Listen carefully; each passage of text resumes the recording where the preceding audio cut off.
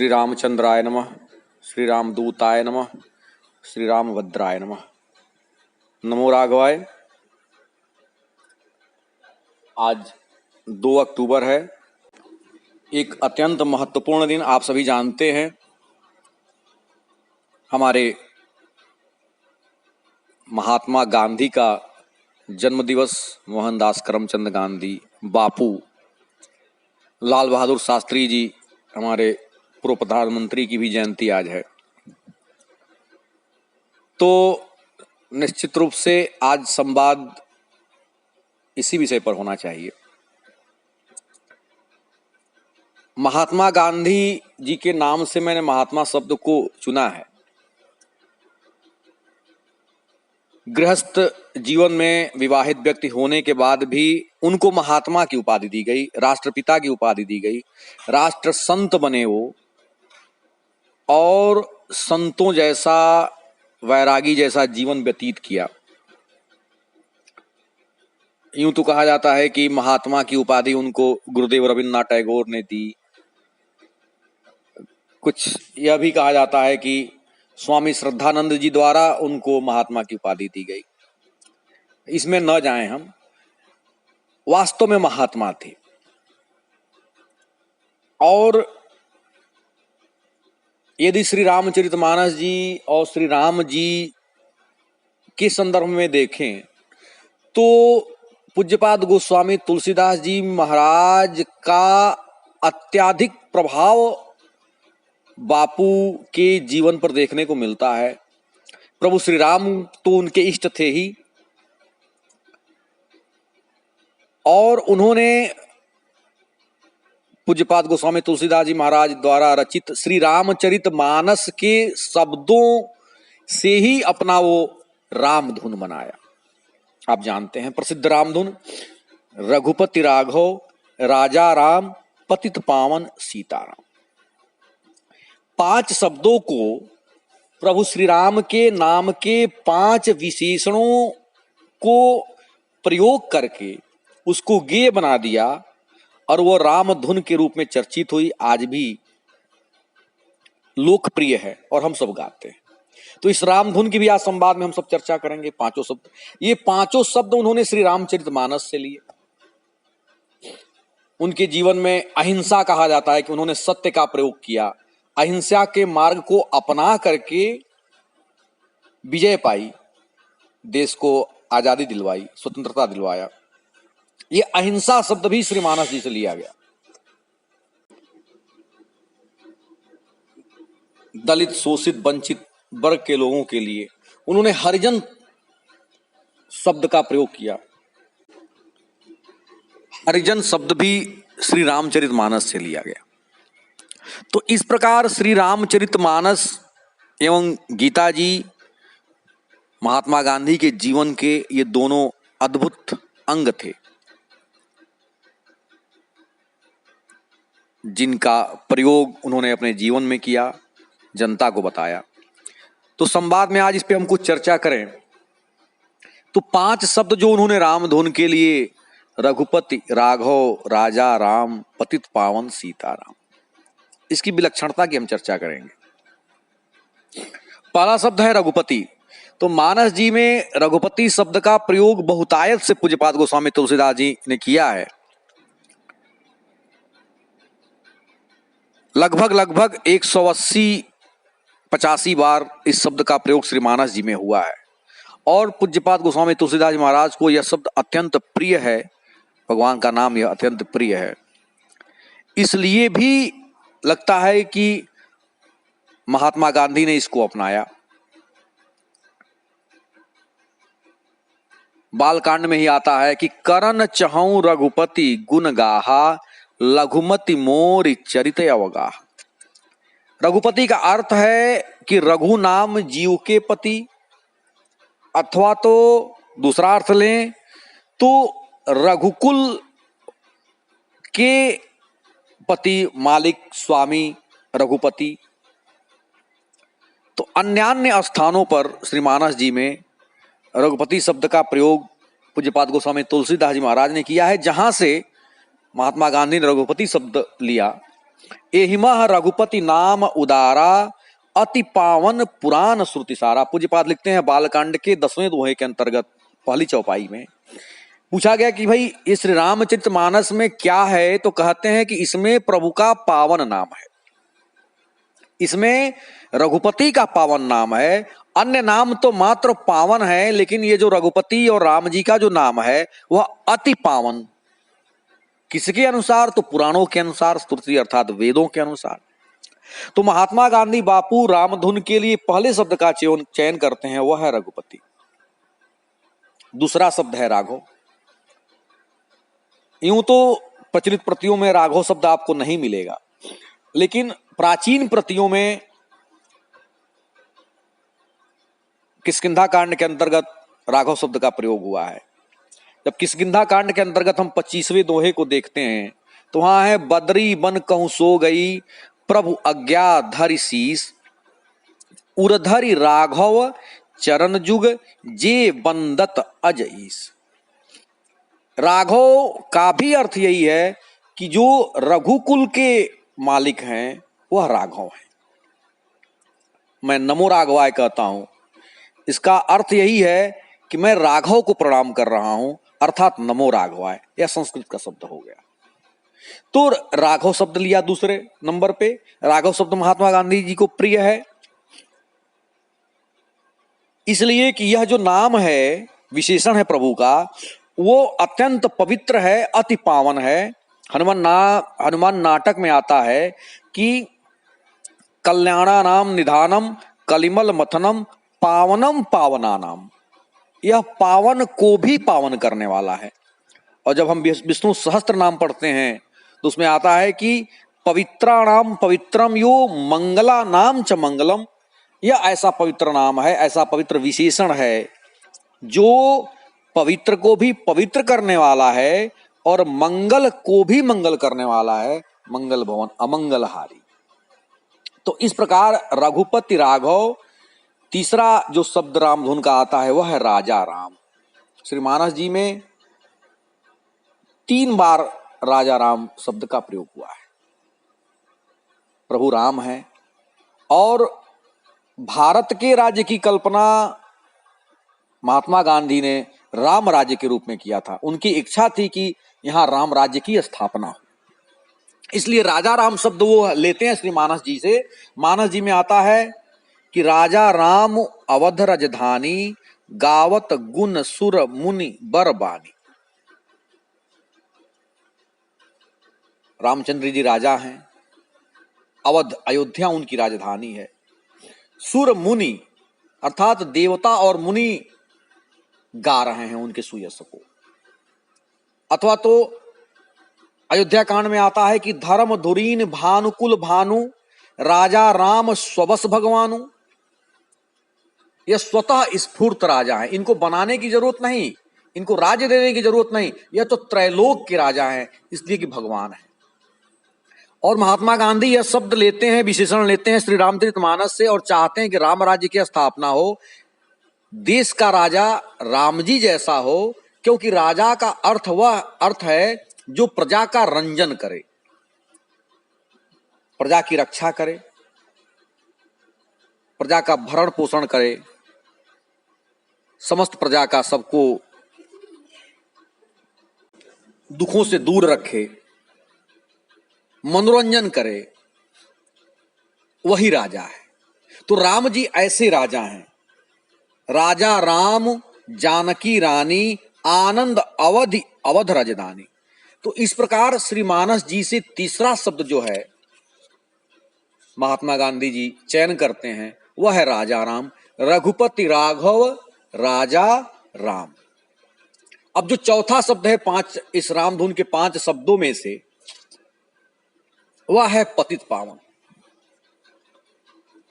बड़ा प्यारा विशेषण है प्रभु के लिए, पतित पावन। किसी ने बापू से पूछा कि आपने यह जो विशेषण लिया श्री रामचरितमानस से पतित पावन, तो कुछ उदाहरण भी बताइए कि इन्होंने ये पतित पावन कैसे हैं, क्या किसी पतित का उद्धार किया इन्होंने? तो बापू कहते हैं हाँ, इसका उदाहरण श्री रामचरितमानस जी में है कि जासु पतित पावन बड़बाना गावहि कवि श्रुति संत पुराना। उत्तरकांड के 130वें दोहे के अंतर्गत की चौपाई है। 2 बार पतित पावन शब्द आया श्री मानस जी में कि जिसका नाम पतित पावन है और वेद संत पुराण गा रहे हैं, तो पूछा कि भाई कुछ उदाहरण तो बताइए कि यह पतित पावन कैसे हैं, किन पतितों का उद्धार किया। तो आगे छंद में पुनः कहते हैं कि पाई न केहि गति पतित पावन राम भजी सुनु सठ मना। हे मन,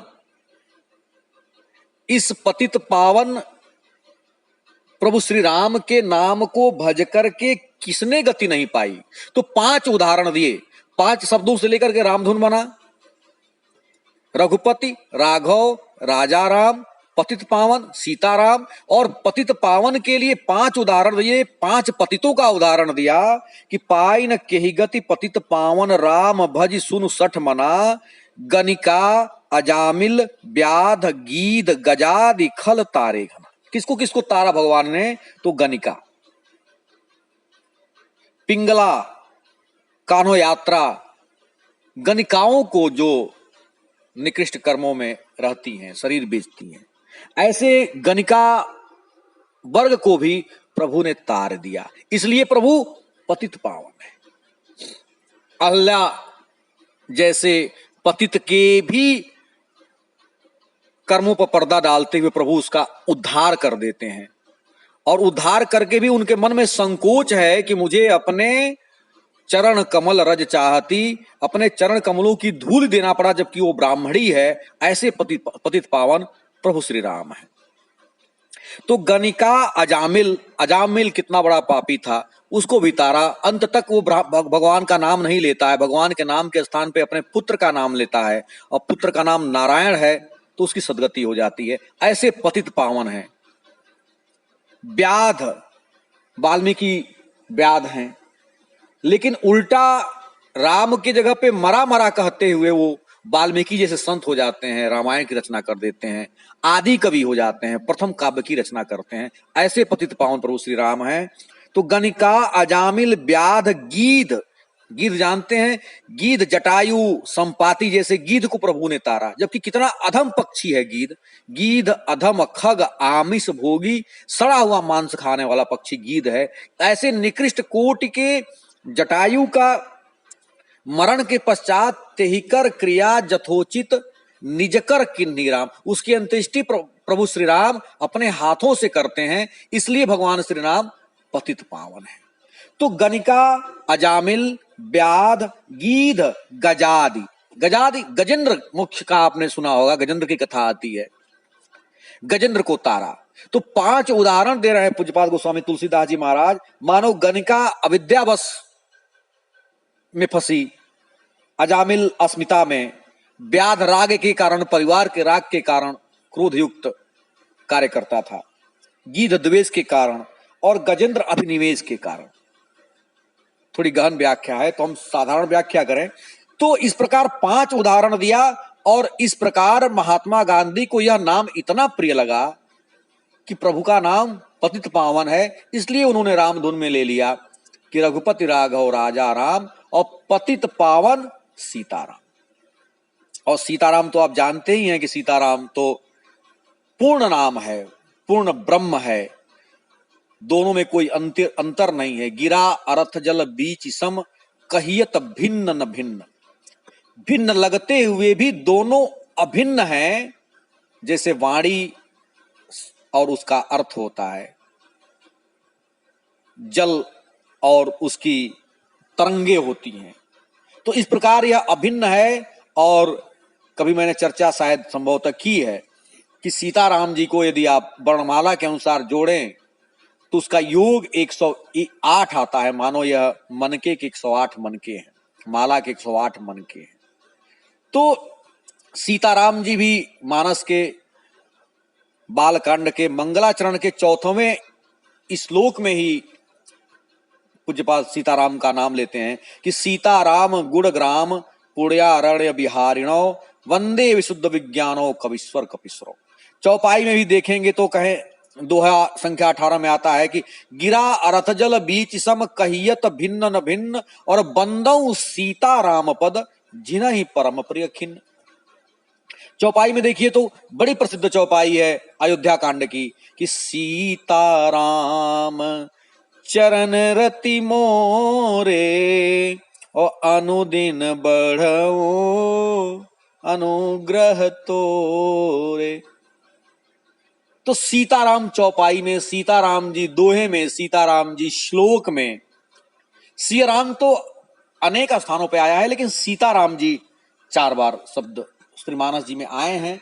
तो इस प्रकार यह विशेषण भी बापू महात्मा गांधी रामधुन के लिए श्री रामचरितमानस से उठाते हैं और फिर रामधुन बन के तैयार होती है कि रघुपति राघव राजा राम पतित पावन सीताराम।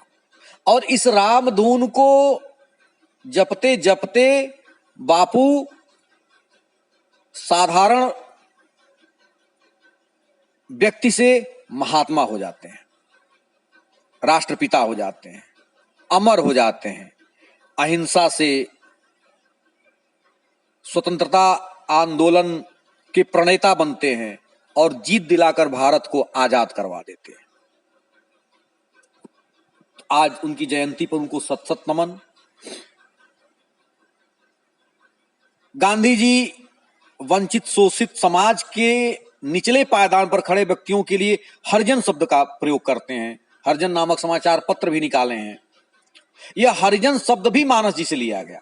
उनको इसकी विलक्षणता श्री मानस जी से पता चली, ऐसा मुझे प्रतीत होता है, इसलिए कि श्री मानस जी में हरिजन का अर्थ संत बताया गया। और मां सीता ने तो हनुमान जी को ही हरिजन कह के संबोधित किया। जब प्रथम बार मिलती है उनसे तो उनको कहती हैं कि ये हरिजन है।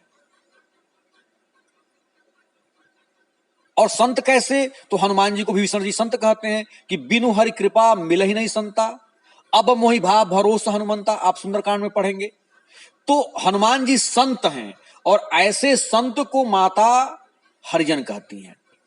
आप देखिए 14वें दोहे के अंतर्गत पहली चौपाई को देखिए। जब आप सुंदरकांड पढ़ते हैं, बड़ी प्रिय चौपाई है, आप दिन ब दिन पढ़ते होंगे कि हरिजन जानी प्रीति अति गाढ़ी और सजल नयन पुलकावली बाढ़ी। हरिजन जाना, और जब हरिजन जाना तो इतना प्रेम उमड़ गया कि आंखों से अश्रुपात होने लगा। तो हनुमान जी संत हैं और ऐसे संत को हरिजन कह के सीता जी संबोधित कर रही हैं, तो हरिजन संत हैं। सुंदरकांड में हरिजन शब्द आता है। और प्रभु श्री राम तो कहते हैं कि हरिजन वह है जिसके हृदय में कामना का लेस मात्र नहीं है। किष्किंधा कांड में 15वें दोहे के अंतर्गत कहते हैं कि ऊसर बरसई तृण जामा जिमि हरिजन ही उपजन कामा।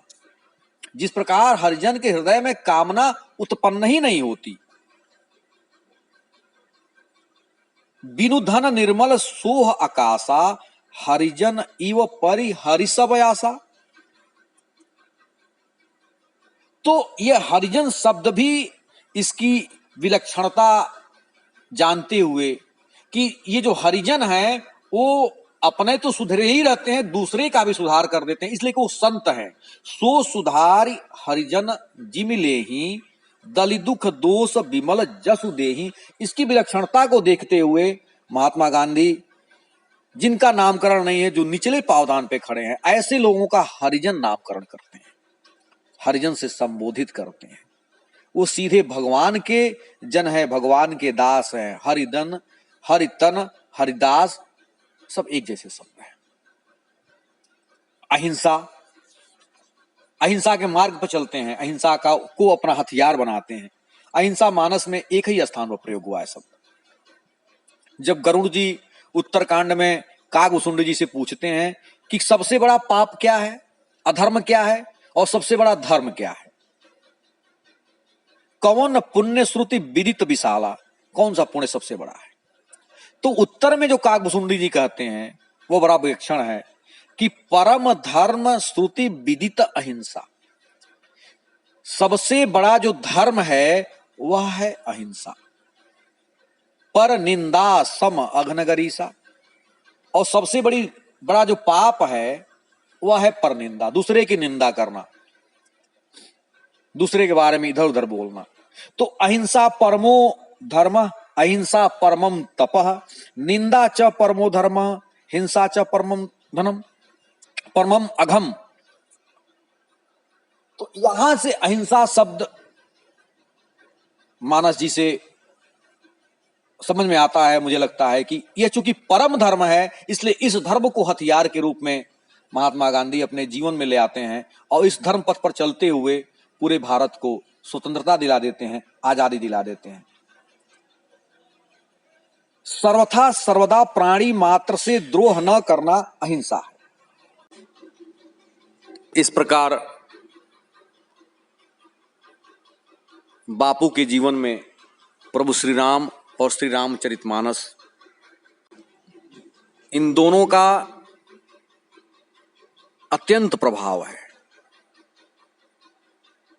जो उनको महात्मा बना देता है। आज उनके जयंती पर, जन्मशती पर मानस जी के आलोक में महात्मा और महात्मा गांधी की कुछ चर्चा, बस इतना ही। नमो राघवाय।